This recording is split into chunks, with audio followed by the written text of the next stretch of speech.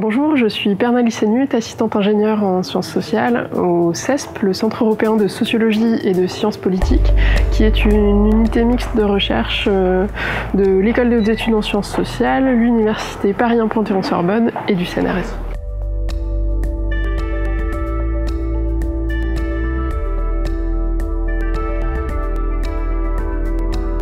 Donc les ingénieurs en sciences humaines et sociales au CNRS, c'est 3,3% des ingénieurs seulement.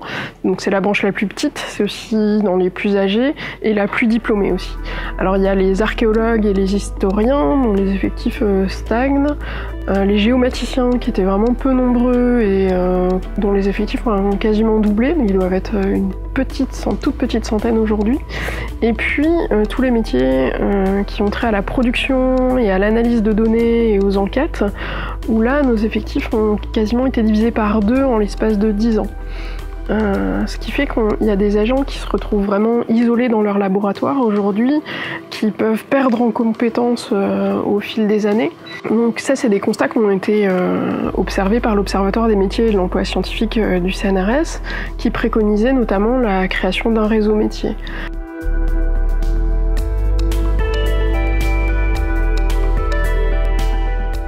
Avec Damien Cartron, Viviane Lehay et Benoît Tudou, on a décidé de lancer l'idée d'un réseau métier.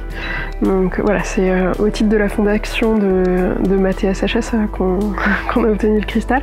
Concrètement, le réseau, c'est des journées annuelles qui ont commencé par la journée de lancement de 2014, des actions nationales de formation, mais aussi un séminaire en ligne tout au long de l'année, des groupes locaux et thématiques. Nos objectifs, c'était vraiment de créer un espace pour former et se former, pour échanger, faire partager nos savoirs et nos savoir-faire de manière à rester tout le temps à la pointe, et puis aussi d'être un interlocuteur reconnu et légitime auprès des institutions.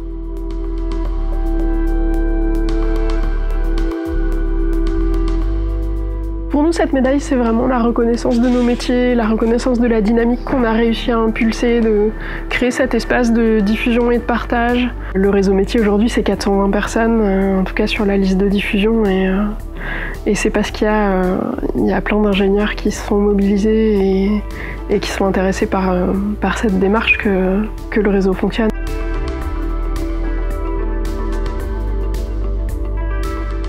C'est quoi la suite pour le réseau ?